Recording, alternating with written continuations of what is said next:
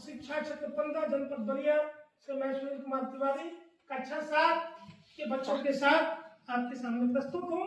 आज हम फास्फोरस परमाणु की संरचना के बारे में अध्ययन करेंगे।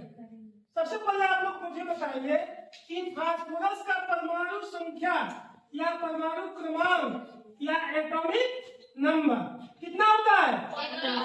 15। कितना होता है? 15। और इसका द्रव्यमान संख्या कितना होता है? बहुत अच्छा।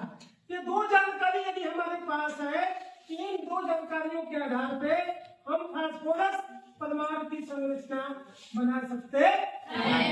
सबसे पहले आप ये बताइए हमें कि परमाणु के मध्य में क्या होता है? नाभिक। परमाणु के मध्य में क्या होता है? नाभिक।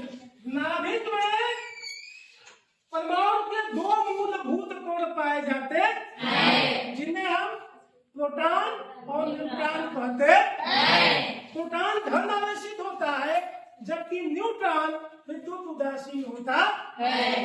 तो किसी भी परमाणु के नाभिक में प्रोटॉनों की संख्या कितनी होगी? तो प्रोटॉनों की संख्या उसके परमाणु संख्या के बराबर होगी। जितना तत्व का परमाणु क्रमांक या परमाणु संख्या होता है, उस परमाणु के नाभिक में उतने ही प्रोटॉन होते हैं। तो परमाणु संख्या कितना है? तो प्रोटॉन कितना हो गया? प्रोटॉन कितना हो गया? 15। प्रोटॉन धन आवेशित होता है कि ऋण आवेशित? धन आवेशित। प्रोटॉन कैसा होता है? धन आवेशित। तो न्यूट्रॉन की संख्या कितनी होगी? तो न्यूट्रॉन की संख्या ज्ञात करने के लिए हम क्या करेंगे? परमाणु संख्या को घटा देंगे। परमाणु संख्या कितना है? 31। परमाणु संख्या कितना है? 15। 31 में से 15 घटाएंगे कितना होगा? 16। तो न्यूट्रॉनों की संख्या कितनी हो गई? 16। अब हमें पता है कि इलेक्ट्रॉन परमाणु के नाभिक के चारों ओर बंद वृत्तीय कक्षाओं में पाए जाते हैं और ये नाभिक के चारों ओर चक्कर लगाते रहते हैं। तो परमाणु के नाभिक के बाद हमने ये पहली कक्षा बना दी। इस पहली कक्षा में कल मैंने बताया था कि पहली कक्षा में अधिकतम कितने इलेक्ट्रॉन हो सकते हैं? 2। किस नियम के अनुसार? बोल्बरी नियम के अनुसार। देखो, बोल्बरी नियम के अनुसार किसी भी कक्षा में इलेक्ट्रॉनों की संख्या अधिकतम 2n² हो सकती है। तो 2n² में यहाँ पे हम 2 लिखेंगे, n की जगह पे क्या लिखेंगे? परमाणु संख्या कौन सा है? 1। सॉरी, कक्षा संख्या कौन सा कक्षा है? पहली कक्षा, यानी कक्षा नंबर 1 लिखेंगे हम यहाँ पे, तो 1 का वर्ग लगाएंगे। तो 2 गुणा 1 का वर्ग कितना होता है? 1। कितना हुआ? 2। इसलिए पहली कक्षा में इलेक्ट्रॉनों की अधिकतम संख्या 2 हो जाएगी। इलेक्ट्रॉन ऋण आवेशित कण होते हैं। कैसे होता है? ऋण आवेशित कण। अब दूसरी कक्षा में इलेक्ट्रॉनों की संख्या हम ज्ञात करेंगे। कैसे? 2n² नियम के अनुसार। और 2n² नियम के अनुसार दूसरी कक्षा में अधिकतम 8 इलेक्ट्रॉन हो सकते हैं। कैसे? 2 कक्षा नंबर कौन सा है? 2 यहाँ पर लिखेंगे n की जगह पे 2 का स्क्वायर। 2 गुणा 2 गुणा 4। तो 8 इलेक्ट्रॉन हम यहाँ पे संरक्षित कर देंगे। 4 इलेक्ट्रॉन 5, 6, 7, 8। 2 और 8 कितना हुआ? 10।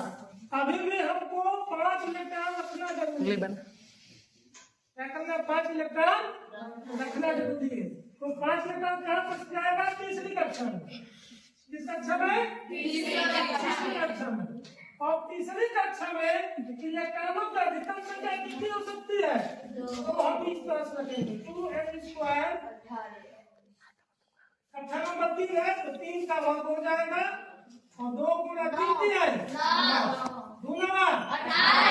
18। तीसरी कक्षा में इलेक्ट्रॉनों की अधिकतम संख्या कितनी हो सकती है? 18। लेकिन हमें यहाँ पे कुल कितने इलेक्ट्रॉन रख रहे हैं बाकी?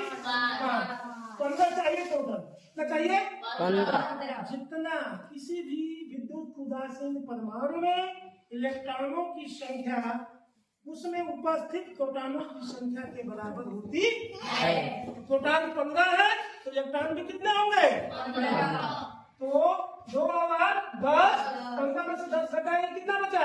5। तो 5 इलेक्ट्रॉन हम तीसरी कक्षा में रख देंगे। 2 3 4 5।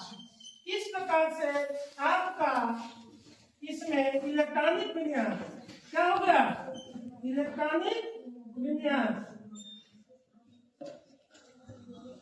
इलेक्ट्रॉनिक विन्यास मतलब पहली कक्षा में कितने इलेक्ट्रॉन, दूसरी कक्षा में कितने इलेक्ट्रॉन और तीसरी कक्षा में कितने इलेक्ट्रॉन।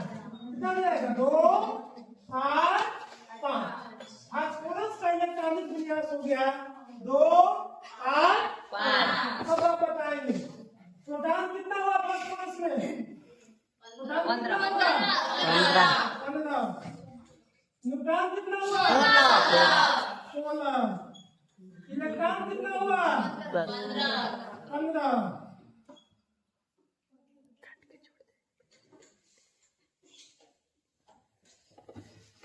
क्या आप बता सकते हैं जैसे सोडियम एक परमाणु है तो सोडियम का परमाणु क्रमांक कितना होता है? 11। परमाणु संख्या कितना होता है? 23। तो उसमें प्रोटॉन कितने होंगे? प्रोटॉन कितना होगा? 11। क्योंकि परमाणु संख्या कितना है? 11। इससे प्रोटॉन कितना हो गया? 11। इलेक्ट्रॉन कितना होगा? 11। क्योंकि जितना प्रोटॉन होगा उतना ही इलेक्ट्रॉन होगा। और न्यूट्रॉन कितना होगा? 23 में से 11 निकाल देंगे कितना बचेगा? 12। तो 12 न्यूट्रॉन होंगे। आज के लिए इतना ही, शेष अगले दिन।